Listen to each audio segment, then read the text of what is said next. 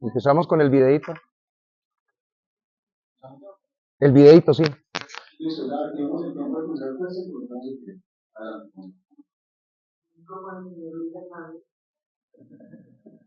sí, porque ya buenas tardes, hablamos de parte de este de para comunicarles que en esta oportunidad hay un cambio importante en nuestro servicio. Como este amplio conocimiento, pues el cobre es un servicio obsoleto y que hemos entrado en un proceso de transición a la fibra óptica.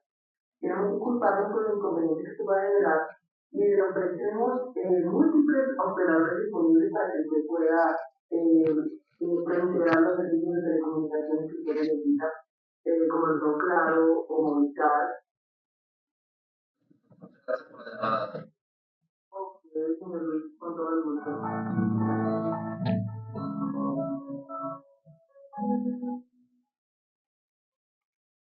Bueno, empezamos. Yo realmente lamento que haya tan poco interés en este cabildo bogotano frente a un tema tan importante como la suerte inmediata de la empresa de telecomunicaciones de Bogotá. Coincido con alguien que lo dijo ayer, este es un activo estratégico de la ciudad de Bogotá. Y empiezo por mencionar un poco, a propósito de este viernes picante que tenemos hoy, trajimos a colación el videíto. Se puede tener la empresa más sólida del mundo, pero si tiene el enemigo interno dentro de la empresa de telecomunicaciones de Bogotá, no hay nada que resista frente a la deslealtad en la competencia. Ese video, entre otras cosas, no es otra cosa que la dramatización de una carta oficial, secretario. Eso fue una carta oficial que se puso a disposición el año pasado, en donde más o menos con recursos de la empresa de telecomunicaciones de Bogotá es, amigo, amiga, la verdad es que estamos adelantando el proceso de la transición de la fibra, o más bien del hilo de cobre a la fibra óptica, pero la verdad es que nosotros no somos competentes para ello. Vayan, por ejemplo, más bien a Claro. Ah, bueno, claro. Y ahí vamos con mi primera diapositiva. Por favor. La primera diapositiva. Esa, déjamela ahí porque me parece que es importante que toda la administración la vea con detalle. Yo le hago un derecho de petición público verbal al secretario jurídico de la Alcaldía Mayor de Bogotá. ¿Qué estamos haciendo para que esos 300.000 millones de pesos que le robaron a los bogotanos, claro, el señor Carlos Slim, regresen al Distrito Capital?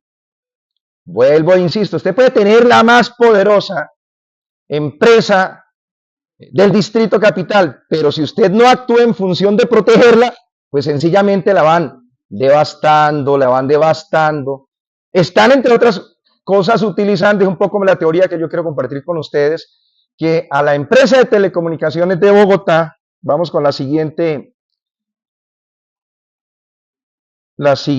filmina, tiene que ver con lo siguiente. Yo creo que en el caso de la empresa de telecomunicaciones de Bogotá, se está aplicando lo que yo llamaría el manual del perfecto idiota latinoamericano, que en mi opinión se llama Enrique Peñalosa. Así de elemental. Hombre, ¿cómo va a ser posible que en el caso de Bogotá Humana hizo una revolución sin duda alguna que nadie puede desconocer? Nos pasó a través de un proceso de innovación tecnológica de la era de piedra, de la edad de piedra. El hilo de cobre, eso estaba funcionando a finales del siglo XIX y se mantuvo vigente todo el siglo XX. Y esta clase dirigente que tiene Bogotá, la verdad, Bogotá no merece esta clase dirigente. Nunca pensaron que desde mediados del siglo XX estaba abriéndose una nueva revolución, la tercera y luego la cuarta revolución tecnológica. Eso está en todos los textos, en Castells, por ejemplo, que mencionan que a partir de mediados del siglo XX se inicia una transformación fundamental. Pasamos de la revolución del acero a la revolución de los bits. Regáleme, por favor, ese documento que le pedí a usted. Le decía, eso ya lo dijo, por ejemplo, Negroponte, mire cómo lo dice Negroponte. Nicolás Negroponte, fundador del Media Lab en el MIT, describió la economía digital como la transformación de las actividades económicas en las que el activo sobre el que se realizan las transacciones son los bits en lugar de los átomos. Y aquí quiero sentar una cosa importante. Yo no entiendo cómo se puede estar hablando en este cabildo abiertamente por parte de algunos colegas diciendo, es que frente a la tríada de opciones, la enajenación o la venta, entonces preferimos el socio estratégico. Oiga, el mundo es distinto. No podemos seguir pensando con esa visión tan absolutamente provinciana. La revolución tecnológica llegó y cambió el modo de producir, el modo de distribuir y el modo de consumir. Y entonces nadie que tenga dos dedos de frente estaría pensando en cómo desarrollamos un proceso de reactivación o de enajenación o de venta de la empresa de telecomunicaciones de Bogotá, cuando lo que está suficientemente claro que ETB, gracias a las decisiones políticas de la Bogotá humana, la convirtieron, entre otras cosas, en una mina de oro gigantesca. Y eso hay que reconocer que en su momento el alcalde Petro tuvo esa capacidad de visionar que era necesario hacer que dejar de lado el pasado, el hilo de cobre, e iniciar el proceso de la transformación digital de la empresa de telecomunicaciones de Bogotá. Y se va a Nueva York. Y a mí siempre me llama la atención entonces esta clase dirigente que no mira más allá de sus intereses mezquinos. Entonces siempre han dicho, es que Petro es mal administrador.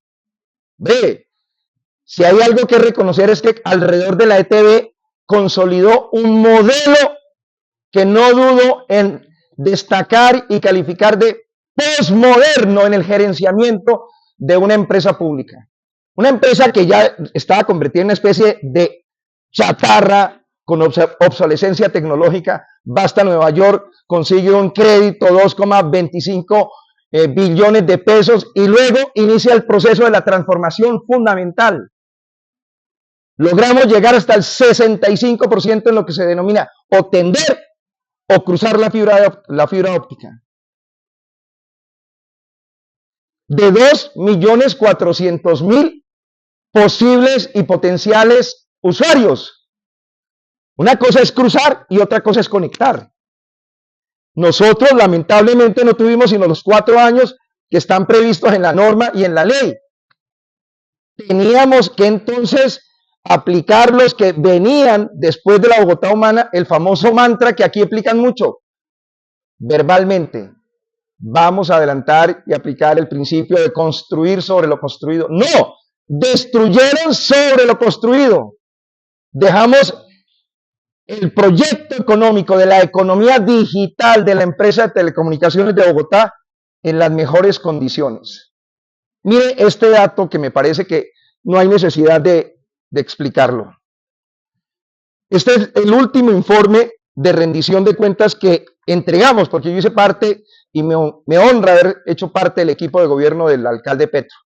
Eso fue sobre 20 de enero en el famoso Huitaca, yo no sé si se llama así, ese famoso auditorio dentro del Palacio Líbano. Y ahí están los organismos de control. Esto no es carreta. Este es el informe oficial de gestión con el cual concluimos. Creo que la gráfica se explica por sí sola. Yo prefiero enmudecerme. 10 segundos. Véanla. 2011. ¿Cuánto costaba en 2011? 750 millones de dólares. La dejamos en 1,5 billones de dólares. Con una tendencia clara, marcada por la línea de crecimiento, de fortalecimiento. ¿Cómo se logró eso? Entendiendo que el mundo hoy es un mundo global e interdependiente. Que aquí, siempre lo he dicho, acusa una visión y una concepción profundamente provincial. Y entonces utilizamos las viejas recetas del neoliberalismo. No, desprestigie e incapaz, lo público es efectivamente lo equivalente a lo ineficiente. No, porque no soñamos con que podemos tener Los paisas lo han hecho y lo hacen bien. Y tienen una EPM que tiene una capacidad incluso de competir en mercados internacionales. Y nosotros tuvimos el papayazo gigantesco. Entregamos en 2015 una empresa de comunicaciones completamente transformada y en condiciones listas para facturar. ¿Qué pasa después de esto? La gráfica es suficientemente clara. Aquí ya no tengo que hacer mayores explicaciones sobre el tema de lo que significa la revolución telecomunicacional. Que ojo con esto. La revolución telecomunicacional no es simplemente entonces estar chateando para cosas inocuas. Hacían un estudio comparativo entre las entradas a la red de Internet en China versus en América Latina. El 80% de las entradas a Internet en China son para generar proyectos económicos, fortalecimiento económico. El 80% de las entradas a Internet en América Latina es para el mundo del entretenimiento, es decir, la enajenación desde el punto de vista filosófico y la alienación. Es decir, vivimos en el mundo de las telebovelas, cuando lo que está mostrando la revolución de las telecomunicaciones es que a partir de allí se abre un nuevo motor económico. Para mí eso es ETV. Es el motor de crecimiento económico. Perfectamente yo, por ejemplo, diría que a partir de la empresa de telecomunicaciones de Bogotá se podría construir una nueva secretaría. La Secretaría del Emprendimiento y la Transformación de las Economías Digitales en Bogotá. Y empezamos a facturar. Y empezamos a revertir estos procesos de deterioro inducido. Porque también quiero ser claro, si hay deterioro en el desarrollo, por ejemplo, en los balances financieros de la empresa de telecomunicaciones de Bogotá, es porque hay una política deliberada de desprestigiarla, de desarrollar políticas de financiarización, que es deliberadamente reducirle el valor real a la empresa de telecomunicaciones de Bogotá. Es el motor del crecimiento económico. O miren, por ejemplo, lo que dice el PIB mundial. El PIB mundial está mostrando que el 33%, ojo con ese dato, 33% de la economía mundial depende de motores económicos como la ETV. ¿Cómo la ve, Contralor? ¿Cómo la ve? El 33% del PIB. El 33% del PIB en el mundo dependen de las economías digitales, que es lo que genera finalmente un proceso de garantizar la transformación revolucionaria de la empresa de telecomunicaciones de Bogotá. Y aquí nuestra discusión es si la enajenamos o la vendemos. Oiga, tengamos mayor compromiso de honrar lo público y a partir de la empresa de telecomunicaciones de Bogotá pensemos que ahí está el instrumento con el cual podemos garantizar un crecimiento económico sostenido del Distrito Capital que luego redunde en los beneficios sociales que además está establecido dentro de los estatutos de la empresa. Por ejemplo, otorgarle recursos al instituto o más bien a la Universidad Distrital y también, por ejemplo, a la Secretaría de Integración Social. Miremos rápidamente qué pasa en el siguiente cuatrenio.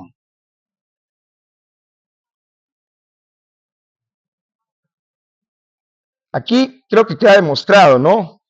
Un Peñalosa con su obsesión de privatizar lo público, me parece que es el mejor exponente de cómo se adelanta el viejo manual, de cómo se privatiza un bien público que tiene todas las condiciones comparativas para generar sin duda alguna un proceso de transformación de la economía bogotana a partir de la economía digital, que en el caso de Bogotá me puse a mirar Mintic.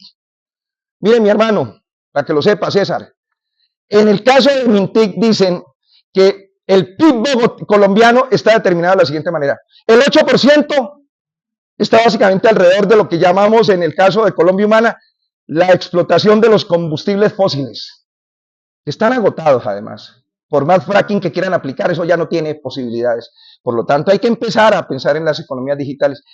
Y resulta que en el PIB colombiano, el 4%, es decir, el segundo renglón económico, son las economías digitales, que son las que podría prestar la empresa de telecomunicaciones de Bogotá si esta clase dirigente tuviese ambición, no de poder, sino de crecimiento económico para ser redistribuido al conjunto de la ciudad de Bogotá. Ese es mi llamado. Oiga, merecemos una nueva clase dirigente que entienda el mundo de hoy y no simplemente entonces que estemos sometidos a ese discurso colonial de entregarle lo que construimos con nuestros recursos, tal cual como sucedió con Transmilenio. Ponemos el 100% de la construcción de las troncales para la movilidad y sencillamente las utilidades se las llevan los privados, tal cual. Me pareció afortunado ayer esa relación comparativa entre la suerte de la ETB y Transmilenio. Aquí pasa lo mismo. Construimos las avenidas de la información, las avenidas del conocimiento, las avenidas del saber, y luego se las entregamos para que, claro, sí, claro, nos haga el favor. Y eso fue lo que previó en su momento Peñalosa, una economía a la medida de la desvalorización, la financiarización, entregarla al gran capital financiero transnacional, crear incertidumbre. ¿Qué tal este gobernante que nos tocó en turno durante 2 periodos diciendo esto? Esto es de enmarcar, esto es de replay. Que el alcalde de Bogotá, Enrique Peñalosa, diga lo siguiente, abro comillas, la ETB es incapaz de prestar servicios adecuadamente. Esto se llama delito de lesa humanidad en términos de atentar contra lo público. Cuando tenía toda la locomotora de la información, tenía toda la locomotora para garantizar que a partir de allí construyéramos el portal de la economía digitalizada, 4% del PIB colombiano. Ahora viene el tema sobre el que quiero insistir mucho. Luego también se dedica a generar una percepción de caos y desgobierno en la opinión pública para generar el apoyo a la privatización. Ayer lo dijo una colega aquí, estamos asistiendo simplemente a la aplicación así, absolutamente clara, del manual del perfecto proceso de la privatización. Calumniad contra la ETB, que de algo de eso que se repite insistentemente, algo queda para iniciar el proceso o de la enajenación y de la privatización. Llegó el señor Enrique Peñalosa y nos trajo, bueno, aquí quiero mostrar 2 gráficas. Todas las evaluaciones de las calificadoras de riesgo durante el gobierno de Petro fueron positivas. Ahí están, yo no quiero leerlas, ustedes las tienen ahí. Todas positivas, todas en verdecillo. Y ahora mire esto. Pasamos como por arte de magia perversa en la era Peñalosa, todas las evaluaciones de las calificadoras en rojo. El manual del perfecto idiota latinoamericano. Lo público a precio de huevo para favorecer a los privados. Ahí los tienen. No necesito mencionarlos por razones de tiempo. Y luego se trae al gurú de la privatización, el señor exactamente Jorge Castellanos. Y traigo a colación un trino del presidente Gustavo Petro en el momento como alcalde de Bogotá. Jorge Castellanos, ¿quién es? Es el presidente de TV y privatizador de la misma. Abrió una sociedad offshore en Panamá. El señor además es amiguillo de hacerle de alguna manera el quite al pago de los impuestos en nuestro país. ¿Quién es Jorge Castellanos? Apareció como presidente en la sociedad Ocam Finance Inc., registrada en Panamá, y sus socios, los socios del negocio, Luis Antonio Gordillo y Luis Alberto Rodríguez, hacen parte de empresas de telecomunicaciones en el exterior, quienes tenían cientos de sociedades en paraísos fiscales. Ese personaje, por favor, me detienen un momento. Por favor, me escucha, presidente, que esto es muy importante porque además ahí tenemos una sana controversia desde el punto de vista democrático. Yo lo escuché con detalle porque además usted hizo un buen debate. Yo también espero, me están pagando eso, me parece bien. Entonces, dé cuenta esto. Los amiguillos del señor que vino a privatizar a las patadas la empresa de telecomunicación de Bogotá, nosotros estamos viviendo en los estertores, los orígenes están ahí, con el señor encargado de adelantar eso, que es el señor Jorge Castellanos. Indicios, por ejemplo, de haber ocultado información privilegiada con respecto a la real situación financiera y perspectivas de crecimiento de la TV, promovió, ya lo sabemos, el famoso proceso y proyecto de acuerdo de la enajenación en la administración del alcalde Enrique Peñalosa. Y aquí quiero entrar, y básicamente me quedan exactamente aquí cuántos minutos, 12 minutos. Quiero aquí hacer alusión un poco a toda esta teoría que tiene que ver con Negroponte, con Castells, y es que, ojo, la empresa de telecomunicaciones no es simplemente las TICs, es que las TICs cambiaron completamente el modo de la producción, de la distribución y del consumo, es decir, ahí se generó una nueva revolución económica, tan poderosa como la famosa revolución industrial.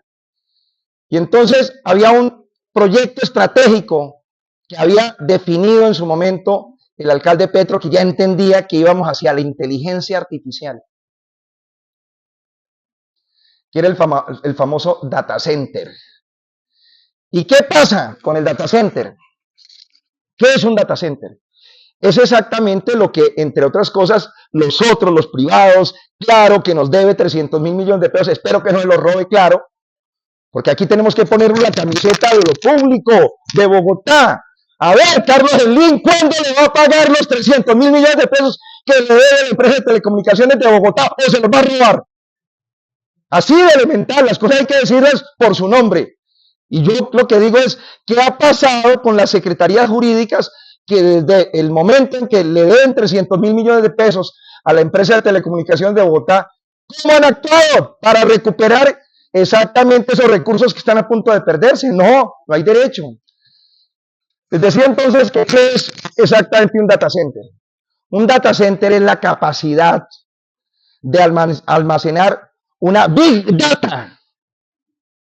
Y todo estaba previsto para que ese fuera uno de los proyectos económicos de mayor desarrollo exactamente de la empresa de telecomunicaciones de Bogotá. Se dejaron listos los recursos, se dejaron apropiados los contratos para que se construyeran exactamente los sitios de alojamiento del hardware con el cual se iba a construir el gran data center en la ciudad de Bogotá, que podía tener la capacidad de ofrecerles ese servicio a todo tipo de empresas públicas y privadas, para que estuviesen efectivamente alojados todo, porque el mundo económico hoy se maneja a través de la Big Data, y por eso se necesitaba construir un Center Data, para que entre otras cosas fuera uno de los elementos más importantes de la proyección económica de la empresa de telecomunicaciones de Bogotá. ¿Qué hizo Peñalosa? Inmediatamente intervenirlo, inmediatamente destruirlo, inmediatamente prohibirlo, inmediatamente suspenderlo, porque entre otras cosas con eso lo único que estaba garantizando era darle la oportunidad a que Claro efectivamente construyera su Center Data. Eso se llama competencia desleal desde lo público, y lo hizo y lo agenció el alcalde Enrique Peñalosa. ¿Qué pasaría, preguntémonos, si nosotros tuviésemos en este momento completamente consolidado el servicio de la Big Data y el manejo, la protección, la preservación de la Big Data de actores económicos privados, de empresas estatales, tanto del orden local, regional, nacional e internacional, completamente cuidados a través del servicio que genera facturación y enormes utilidades para la empresa? Vamos a mirar rápidamente cuáles son los beneficios y las funciones y los servicios que efectivamente cumple o que quería cumplir este data center. Escalabilidad y flexibilidad, seguridad física y lógica, ubicación estratégica, bajo costo de latencia, servicios gestionados, certificaciones internacionales, infraestructura de alta disponibilidad, redundancia total, cumplimiento normativo y eficiencia energética. ¿En dónde quedó este proyecto? Sencillamente derrotado por la pretensión y la voluntad política de Enrique Peñalosa de destruir la empresa de teléfonos de Bogotá o de telecomunicaciones de Bogotá para facilitarle el camino a sus amigotes, los amigos de lo privado, que ya los conocemos. Mire lo que significa un data center concebido como un negocio visionario y multimillonario.